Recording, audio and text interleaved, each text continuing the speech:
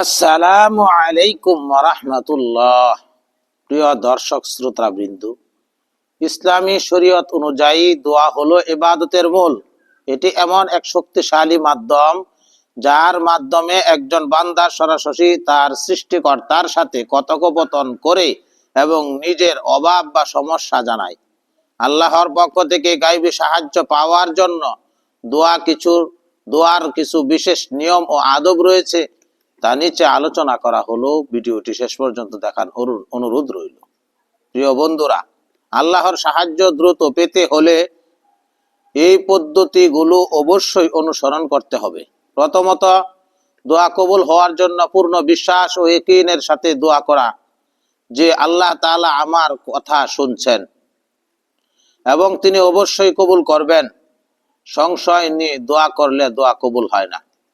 এবং দোয়ার শুরুতে আল্লাহর প্রশংসা, যেমন আলহামদুলিল্লাহ, সাথে রাসূলুল্লাহ সাল্লাল্লাহু আলাইহি ওয়াসাল্লামের দুরূদ পাঠ করা ও দোয়া শেষে দুরূদ শরীফ পাঠ করা।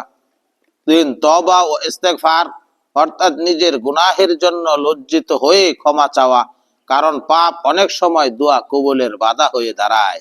4, অত্যন্ত নম্রতার সহিত 2 হাত তুলে বিনয়ের সুরে কান্নাকাটি করে দোয়া করা। 5, তাড়াহুড়ো করে দোয়া করা যাবে না। যেমন আমি দোয়া করলাম কবুল হলো না, এটি বলা যাবে না। ধৈর্য ধরে চেয়ে যেতে হবে। 2, গায়বী সাহায্য পাওয়ার বিশেষ আমল। কোরআন ও সুন্নাহ অনুযায়ী বিশেষ আমলের গায়বী সাহায্য পথ খুলে দেয়। 1, তাকওয়া অবলম্বন করা। যে ব্যক্তি আল্লাহকে ভয় করে, আল্লাহ তার জন্য পথ প্রশস্ত করে দেন এবং তাকে এমন উৎস থেকে রিজিক বা সাহায্য দান করেন যা সে কল্পনাও করতে পারে না। 2, নিয়মিত বেশি বেশি ইস্তেগফার পাঠ করা। 3, ইসমে আজম, আল্লাহর বিশেষ কিছু নাম, যেমন ইয়া হাইয়ুল কাইয়ুম, ইয়া হাইয়ুল কাইয়ুম ধরে ডাকলে তিনি দোয়া ফিরিয়ে দেন না। 4, নফল নামাজ, বিশেষ কোনো প্রয়োজনে সালাতুল হাজাত বা গভীর রাতে তাহাজ্জুদ নামাজ পড়ে সাহায্য চাওয়া গায়বী সাহায্য পাওয়ার অন্যতম উপায়। 3, দোয়া কবুলের বিশেষ কিছু সময় আছে যখন দোয়া করলে তা সরাসরি কবুল হওয়ার সম্ভাবনা বেশি থাকে। 1, শেষ রাতে তাহাজ্জুদের সময়।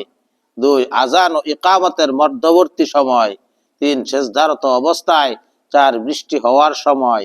5, জুমার দিন আসর পর থেকে মাগরিবের পূর্ব পর্যন্ত। তবে মনে রাখতে হবে, আল্লাহর সাহায্য পাওয়ার জন্য শুধু দোয়া করলেই হবে না, উপার্জিত আয় হালাল হওয়া জরুরি। হারাম খাদ্য ভক্ষণ করিলে দোয়া কবুল হবে না। আল্লাহ তাআলা আমাদেরকে এই কথাগুলোর উপর আমল করার তৌফিক দান করুন। আমিন।